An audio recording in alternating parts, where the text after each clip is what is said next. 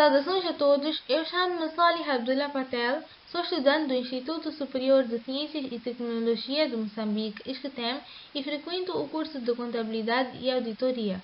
Venho por este meio apresentar um trabalho da cadeira de Contabilidade Financeira 1 com o tema do quadro conceptual. Primeiramente, gostaria de explicar que o quadro conceptual pode ser definido como uma estrutura básica subjacente à formação de ideias ou também como um suporte teórico da normalização contabilística.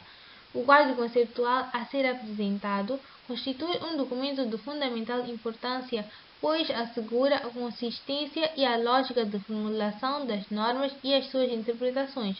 Entretanto, não podemos dizer que este quadro conceptual é uma norma, mas sim podemos dizer que o quadro conceptual está para a contabilidade, assim como a Constituição está para o direito. O presente quadro conceptual tem como finalidades ajudar aqueles que preparam demonstrações financeiras na aplicação do Plano Geral de Contabilidade, norma de informação financeira, ajudar os auditores a formar uma opinião sobre se as demonstrações financeiras estão preparadas em conformidade com o Plano Geral de Contabilidade, norma de informação financeira, ajudar os utilizadores das demonstrações financeiras na interpretação da informação incluída nas demonstrações financeiras preparadas em conformidade com o Plano Geral de Contabilidade, normas de informações financeiras. Este quadro conceptual é aplicado às demonstrações financeiras, que são apresentações capazes de informar a situação financeira de uma empresa.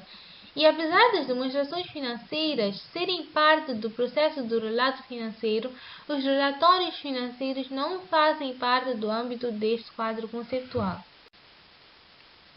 Fazem parte dos utilizadores das demonstrações financeiras para a satisfação de diferentes necessidades de informação, os atuais e os potenciais investidores, os empregados, os financiadores, os fornecedores, os clientes e o governo e seus departamentos e até o público em geral.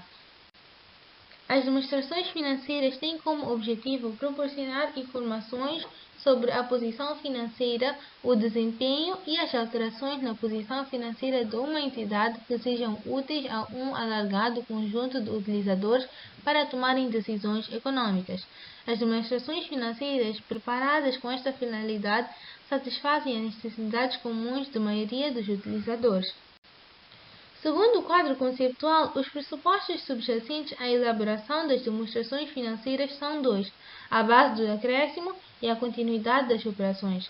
A base do acréscimo diz que os efeitos das transações e outros eventos são reconhecidos quando ocorrem e não quando se verifica o seu pagamento ou recebimento. O que isto quer dizer? Isto quer dizer que a contabilidade não é efetuada com base na caixa, mas sim quando as transações ocorrem. E a continuidade das operações diz que a entidade não tem a intenção nem a necessidade de entrar em liquidação ou reduzir o seu nível de negócio. E caso exista essa intenção ou essa necessidade, as demonstrações financeiras devem ser preparadas numa base diferente, ou seja, a base de liquidação.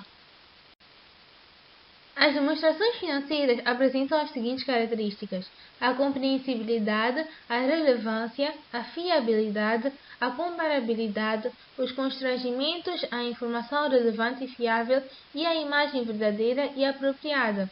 Entretanto, segundo o quadro conceptual, as principais características qualitativas são as quatro primeiras mencionadas, porque para uma informação ser útil, ela deve ser rapidamente compreendida pelos utilizadores, deve ser relevante para as necessidades dos utilizadores no processo de tomada de decisões, ela deve ser fiável, ou seja, deve ser livre de erros materiais ou de influências, e os utilizadores devem poder comparar as demonstrações financeiras de uma certa entidade no tempo para identificar as tendências relativas à sua posição financeira e ao seu desempenho.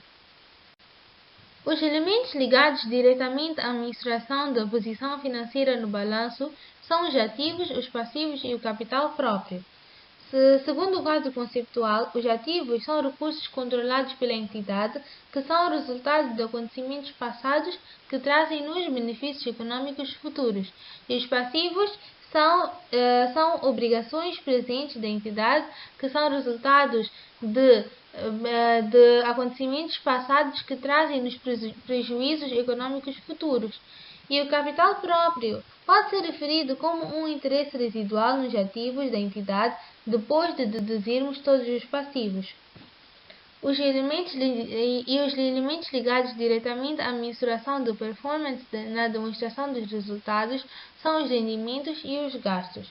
Os rendimentos são aumentos dos benefícios econômicos no período sob forma de entradas em que resultem em aumento do capital próprio, e gastos são diminuições nos benefícios econômicos do período sob forma de saídas que resultem em diminuições do capital próprio.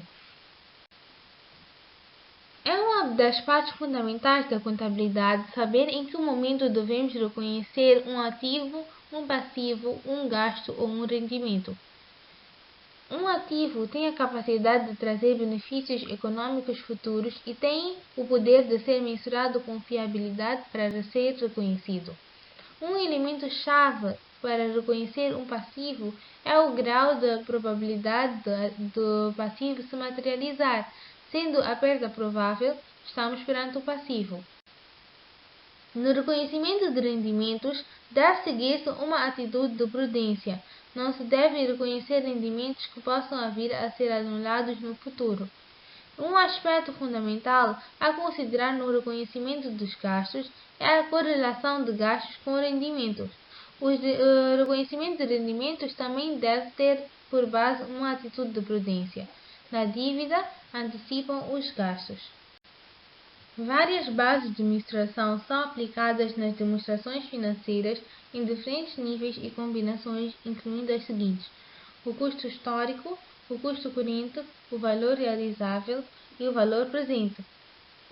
Mas a base de mensuração mais usada pelas entidades na preparação das suas demonstrações financeiras é o custo histórico. A vantagem do custo histórico reside no fato de ser objetivo, facilmente verificável, estando isento de manipulações. Existem dois possíveis conceitos para a elaboração das demonstrações financeiras: o conceito de manutenção do capital financeiro e o conceito de manutenção do capital físico. No conceito de manutenção do capital financeiro, somente existe lucro se o valor do capital próprio no final do período exceder o valor do capital próprio no início do período. E, no conceito de manutenção do capital físico, somente existe lucro se a capacidade física de produção de uma empresa no fim do período exceder a capacidade física produtiva no início do período.